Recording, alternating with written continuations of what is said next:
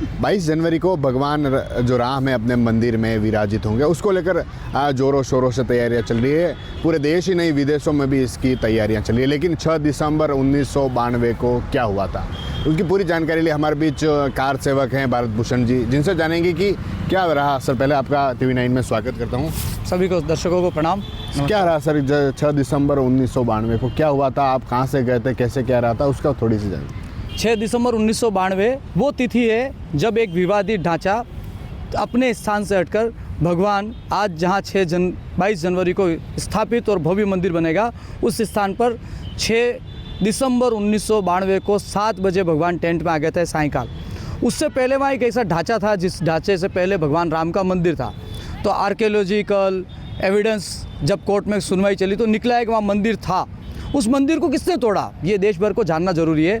एक आक्रांता जो भारत को लूटने आया था, बाबर, उसने भगवान की आस्था, भगवान के रूप में भारत के जन जन मानस में जन्म से लेकर मृत्यु तक जो बोला जाता है राम राम, चाहे हम मृत्यु में जाएं तब भी राम राम राम सत्य है, हम पैदा हों तो राम राम है, घर में जाएं गांव में जाएं तो राम राम का अभिवादन है।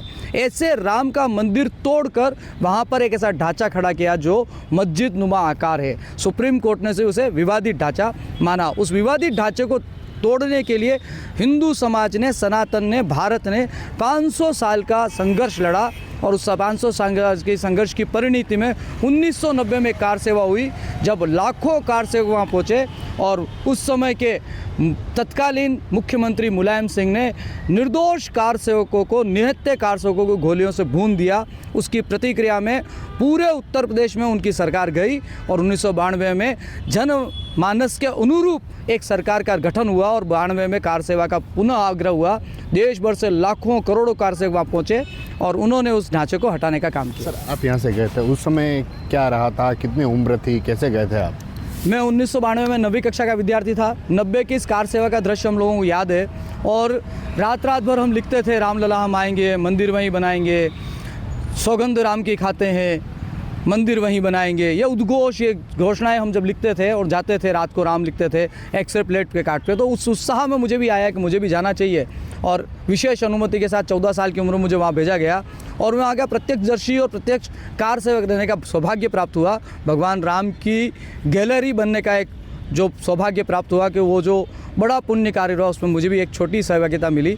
ये सब जानकारी जब भगवान राम के लिए धन संग्रह होने लगा तब ये चर्चा में आया कौन कौन कार सेवक है। उसी समय एक कवर स्टोरी छपी कि हाँ, जिसने 14 साल में कार सेवा में गए उसी ने, परिवार ने भी अर्थ संयोग में अपनी क्षमता से अधिक किया। उसके बाद मीडिया, समाज ये जानने लगा कि हाँ, कोई कार सेवक है। बाकी लाखों कार सेवक है जिनको आज पहचानते भी नहीं है, जानते भी नहीं है, लेकिन उन्होंने राम भक्त बनकर काम किया। सर, कैसे आप यहाँ से गए थे, उस समय परिवार का कैसा रिएक्शन था, कितना टाइम वहाँ जाने में लगा, कब आप यहाँ से निकले थे? 29 नवंबर को हम यहाँ से निकले और 3 दिसंबर को वहाँ पहुँचे और परिवार का रिएक्शन जैसे सब कार सेवकों का था कि विरोध होता ही था कि क्या होगा, कैसे होगा, क्योंकि केंद्र सरकार उस समय नरसिम्हा राव की थी और केंद्र ने कहा था कि हम उस ढांचे को कुछ होने नहीं देंगे। इसलिए डर और 1992 का जो मंजर था वो सबको याद है, इसलिए कार सेवकों के घरों में वातावरण अनुकूल नहीं था। लेकिन फिर भी ऐसा भी निराशा नहीं थी कि हिंदू समाज जाए नहीं, तो लोग छोड़ने जाते थे, ढोल बजाते थे, गाजे बाजे के साथ छोड़ने जाते थे। उस समय घर में भी ये वातावरण नहीं था कि मैं चला जाऊंगा, इसलिए ज़्यादा कुछ हुआ नहीं। आने तक ज़रूर माता जी को मिलने लोग आते थे, अरे बिना बताए चले गए, छोटी उम्र में चले गए, आएंगे कि नहीं आएंगे, ये चर्चा रहती थी। और जब हम लोग लौट कर 9 तारीख को आए तब तक सरकार ने प्रतिबंध लगा दिया और उस प्रतिबंध के बाद हम 7-8 दिन घर से बाहर रहना पड़ा। तो मैंने आदिवासी परीक्षा भी नहीं दी, तो वो आदिवासी परीक्षा मेरी है भी नहीं। तो ये जो 20-25 दिन थे वो घर के लिए भी थे, पर आज उस बात को सोचकर गौरवान्वित अनुभव करते हैं कि हाँ, हमने एक बड़ा काम किया। वहाँ जाने के बाद क्या हुआ था, कैसे क्या रहा था, ये बताया। अयोध्या राम की नगरी है। प्रत्येक अयोध्यावासी ने कार सेवकों का भव्य स्वागत किया, अपने आप को एक परिवार में, एक कमरे में रखा और बाकी सबके लिए कार सेवकों के लिए अपने घर दरवाजे खोले और उनमें सब कार सेवक ठहरते थे। स्कूल, धर्मशालाएँ, बिल्डिंग, इन सब में थे। और 6 दिसंबर के दिन प्रातः साधु संतों ने मंच, माइक संभाला और उन्होंने कहा कि यह कलंक का निशान हटना चाहिए। उस उद्घोषणा के बाद वो ढांचा टूटना शुरू हुआ और लगातार तीनों गुम्बज गिरते गए। मैं उन गुम्बजों के गिरने और तोड़ने के प्रत्यक्षदर्शी भी हूँ और मेरे सौभाग्य है कि मैंने उस पर हाथ भी लगाया कि वो तोड़ सकें। बहुत तो नहीं कर सकते थे क्योंकि इतने कार सेवक थे कि वो मौका दे रहे थे। टूटता और उसके बाकी अवशेष जो राम के मंदिर के अवशेष थे वो निकलते थे, वो हम इकट्ठा करते थे और शेष जो ढांचा था उसको तोड़कर नदी में बहाते थे और 7 बजे तक उसको मैदान कर दिया गया था।